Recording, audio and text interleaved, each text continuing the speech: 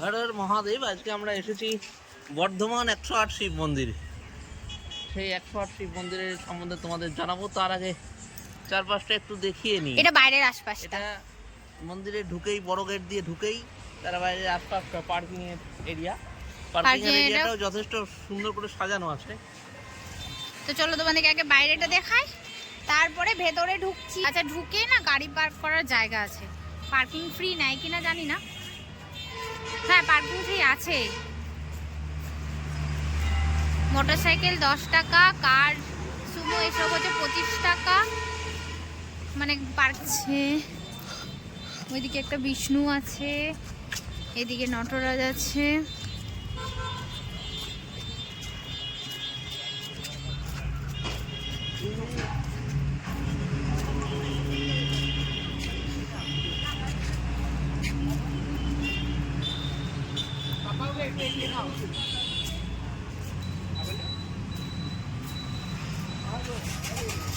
আর এখানে আছে হরগৌরী।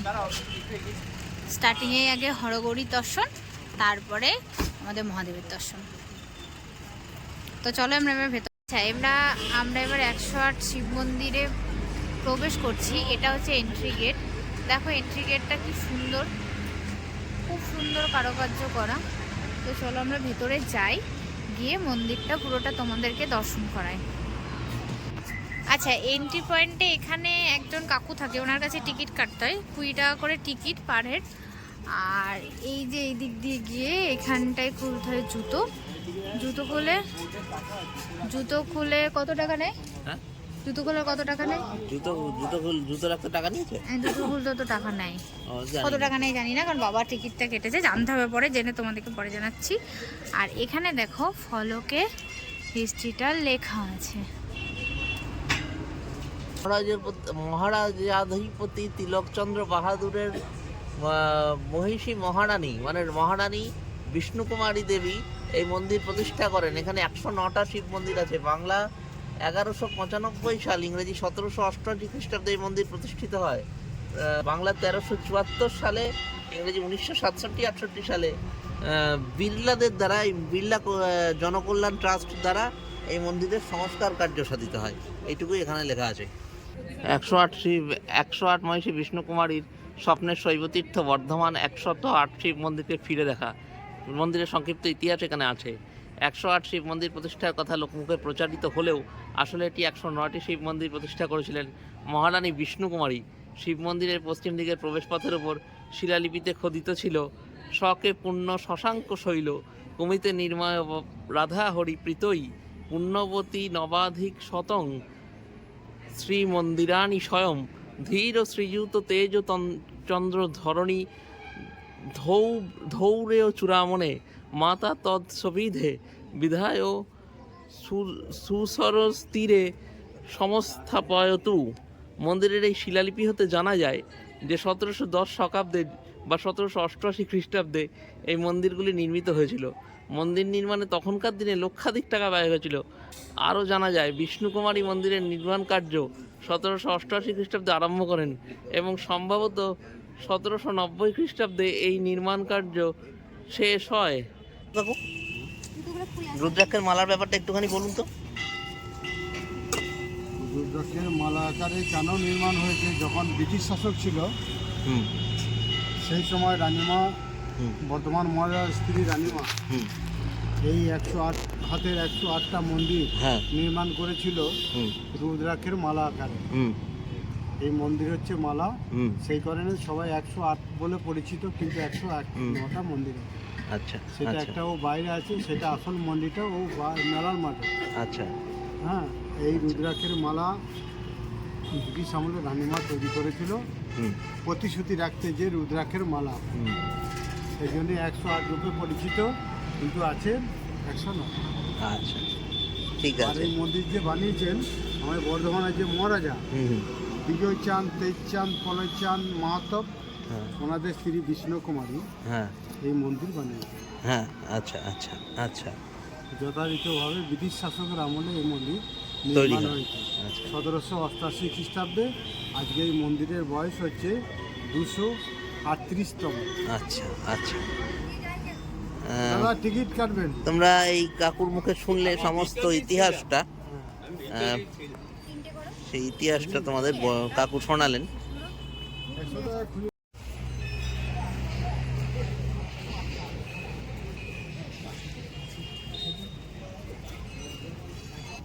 এই যে 108টা শিব মন্দিরের একটা শিব, সব শিবের তো ছবি তোলা তো সম্ভব হবে না, তাই তোমাদেরকে একটা মহাদেবকে দেখালাম।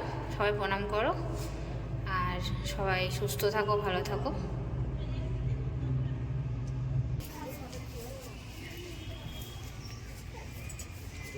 ওরা কোথায় গেল?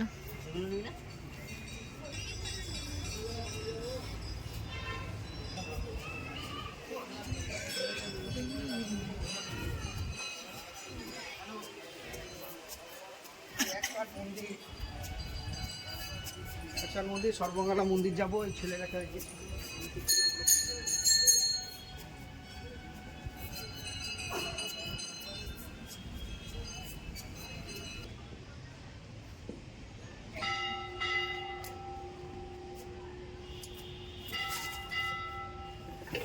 একটা পুকুর রয়েছে, পুকুরের পাড় দিয়ে আবার ওয়াও, কি দারুণ লাগছে।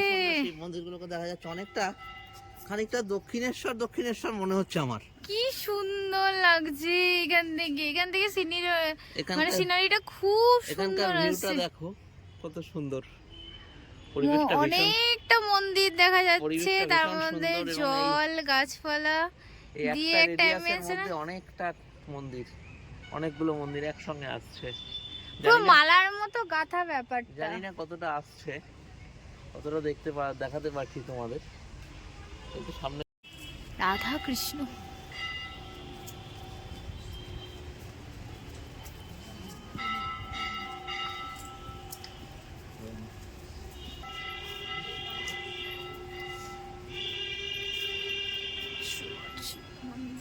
এই যে এখানে দেখা যাচ্ছে নন্দী মহারাজকে।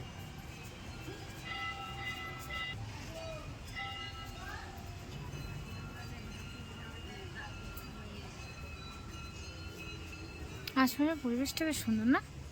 হ্যাঁ, খুব শান্ত পরিবেশ।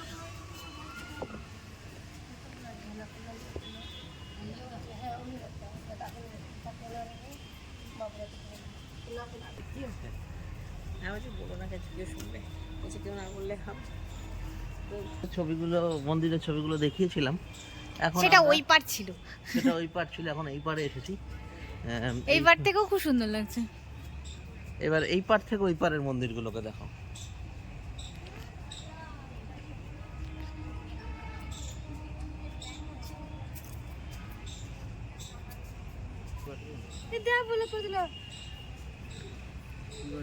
পুকুরটাকে ঘিরে পুরো মন্দিরগুলো দেখা যাচ্ছে সবটা মোটামুটি একটা গোল রাউন্ডে। দেখো, মনে মনে ভেবে নাও, তোমাদের বলছি, মনে মনে ভেবে নাও বারাণসীতেও কিন্তু এই গঙ্গা নদীকে কেন্দ্র করে পরপর অনেক মন্দির আছে। তারই একটা ছোটোখাটো সংস্করণ যদি আমরা এটাকে ধরে নিই, সে তাহলেও কিন্তু একটা মনের ভাব আসবে। না না, এটাকে ধরতে হবে একটা মালা, এটাকে ধরতে হবে একটা মালা 108টা ফুলের, না ফুলের না, যেটা জপ করা হয়, মানে কোষ্ঠী পাথরে হোক, রুদ্রাক্ষের হোক, কিছুটা মানে রুদ্রাক্ষেরই বলা চলে, কারণ যেহেতু মহাদেব, সেই মালা। ভিডিও বন্ধ করে আমরা একটু সেলফি তুলে নিয়েছি, আর কবে আসতে পারবো কি পারবো না, তার জন্য ওই জন্য আমরা একটু সেলফি তুলে নিয়েছি। দেখ, তখনকার দিনে রাজারা রানীদেরকে কত ভালোবাসতো। রানীর কথায় রাজা একদম একটা সুন্দর এত বড় মন্দির প্রতিষ্ঠা করে ফেলেছে। বানিয়েছে তো রানী, না রানী বানালে কি হবে, রাজারই তো সম্পত্তি থেকেই তো বানিয়েছে, মানে সেই অধিকারটা বোধটা তো দিয়েছিল। হ্যাঁ সেটা বটে, তাই না? সেটা বটে। এখানে আরেকজন নন্দী মহারাজকে দেখা যাচ্ছে, এনার মনে হয় পুজো হয়, মাথার উপর ফুল দেওয়া, ফ্রি রয়েছে, তার মানে পুরোহিত মশাই এখানে পুজো করে।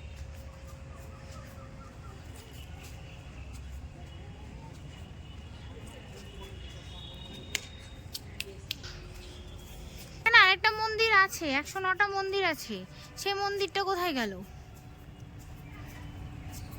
108টার বাইরে একটা মন্দির আছে, সেই মন্দিরটা কই? এখানে তো 109টা মন্দির প্রতিষ্ঠা করেছে। ওই মন্দিরে, যদিও এই মন্দিরের বাইরে, কিন্তু আছে। আর একটা জিনিস খেয়াল করিস কিনা জানি না, হ্যাঁ গৌরীপাঠগুলো কিন্তু ধীরে ধীরে ঘুরছে দেখ। হ্যাঁ, যেহেতু দিক ঘুরছে, গৌরীপাঠগুলো ঘুরছে। এটা একটা বিশেষ বৈশিষ্ট্য। হ্যাঁ, সব শিব তো তোমাদেরকে দেখানো সম্ভব না, যে যে পারবে এসে দেখে যাবে, খুব ভালো লাগবে। জায়গাটা খুব সুন্দর, শীতকালের পক্ষে খুব ভালো। গরমকালে যদিও খুব রোদ থাকবে, সেই জন্য পারলে শীতকালেই ঘুরে যাও।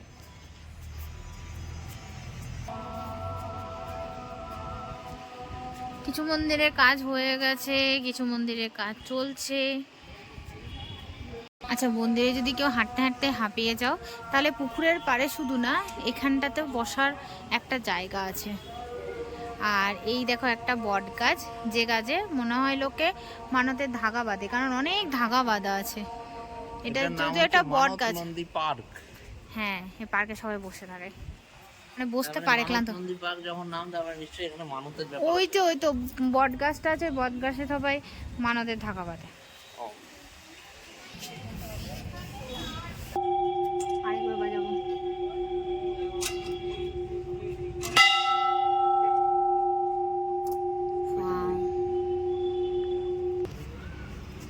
এই মহাদেব আর নন্দীকে পুজো করতে বলছে মানে। এই যে নন্দী বাবা, বড় সড়ো নন্দী বাবা, ওখানে না 108টা ঘন্টা আছে। আর এই যে এইটা হচ্ছে মানত গাছ, যেখানে মানতের জন্য লোকে মানে ধাগা বাঁধে। ও আচ্ছা, এই বৌদ্ধিক মনস্ট্রির মতো সিস্টেম বুদ্ধদের মন্দিরগুলোতে এই ধরনের ঘন্টা। এই দেখো, এখানটায় না খুব সুন্দর টেরাকোটার কাজ আছে, দারুণ লাগছে দেখতে। দেখো, অদ্ভুত সুন্দর টেরাকোটার কাজ আছে। আমার না টেরাকোটার কাজ সত্যি খুব ভালো লাগে, এমনি ভালো লাগে, পার্সোনালি খুব ভালো লাগে জিনিসটা। মানে একটা সৌন্দর্য আছে অদ্ভুত রকমের। ঘন্টা,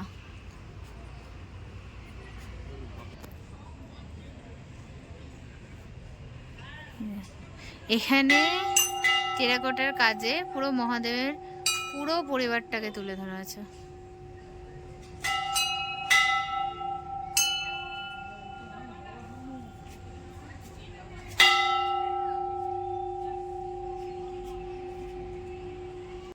আচ্ছা, 109 নম্বর মন্দিরের দিকে আমরা যাচ্ছি। যে মন্দিরটা আমরা খোঁজাখুঁজি করছিলাম, আসলে বুঝতে পারছিলাম না কোন দিকে। তো বলি, ওই মন্দিরটা হচ্ছে তোমার ওই যে পার্কটা আছে, ওই পার্কটার সামনাসামনি একটা সোজা রাস্তা, ওই সোজা রাস্তাতে একটা সোজা বড় স্টিলের গেট আছে। ওই স্টিলের গেটটা খুলে মনে হয় বেরোতে হয়, জানি না বন্ধ সন্ধ আছে কিনা। ওই মন্দিরটা, ওইটা খুলে বেরোলে ওখানে 9 নম্বর মন্দিরটা আছে।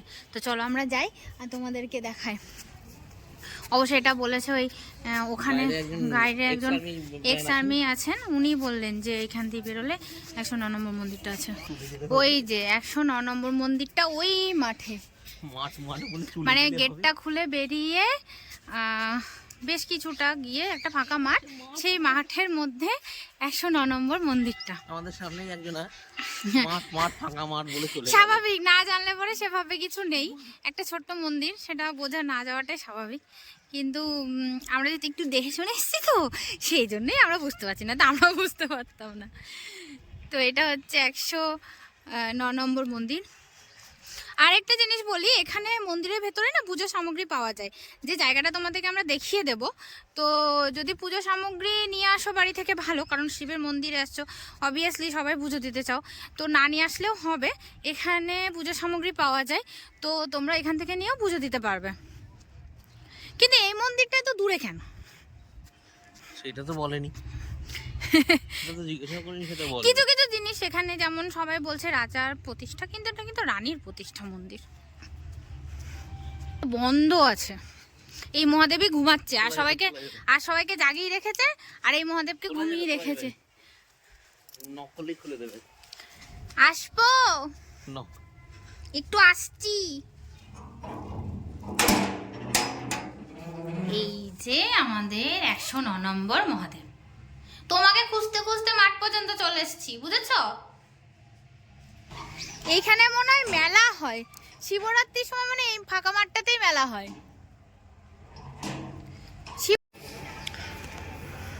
এই যে সামনে হচ্ছে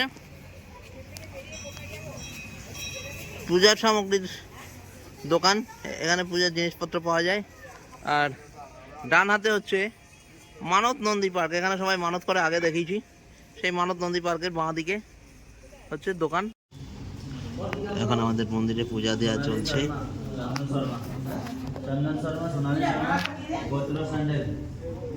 ভিতরে দেখা যাচ্ছে ভক্তদের ভিড়ে বাবাকে আর দেখা যাচ্ছে না। ভক্তের ভিড়ে ভগবান দর্শন দিচ্ছেন না।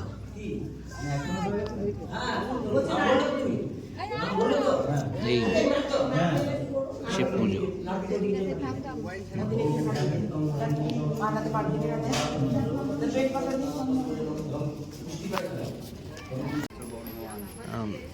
এই মন্দিরে, এই 108 মন্দিরের মধ্যে এই প্রথম মন্দিরটাতে সবাই পুজো দিচ্ছে।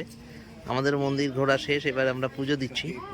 পুজো দিয়ে পুজো দেয়া হচ্ছে, মা লাইনে দাঁড়িয়েছে। এখন আমাদের মন্দিরে পূজা দেওয়া চলছে।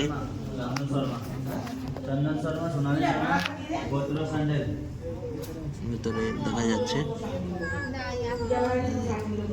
ভক্তদের ভিড়ে বাবাকে আর দেখা যাচ্ছে না।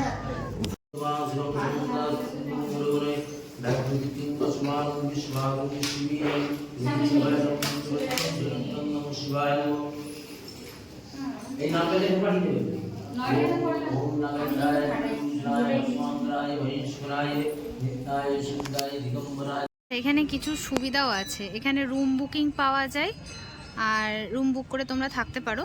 দেখো এখানে তোমাদেরকে আমি ছবিটা দিয়ে দিলাম, আর ফোন নাম্বারও দেওয়া থাকলো, মানে তোমরা বুক টুক করে এসে থাকতে পারো, থাকলে তোমাদের ভালো লাগবে। তো চলো আপাতত টাটা। ভিডিওটা ভালো লাগলে লাইক, কমেন্ট, শেয়ার, সাবস্ক্রাইব করো। আর সকলে ভালো থেকো, সুস্থ থেকো। হর হর মহাদেব।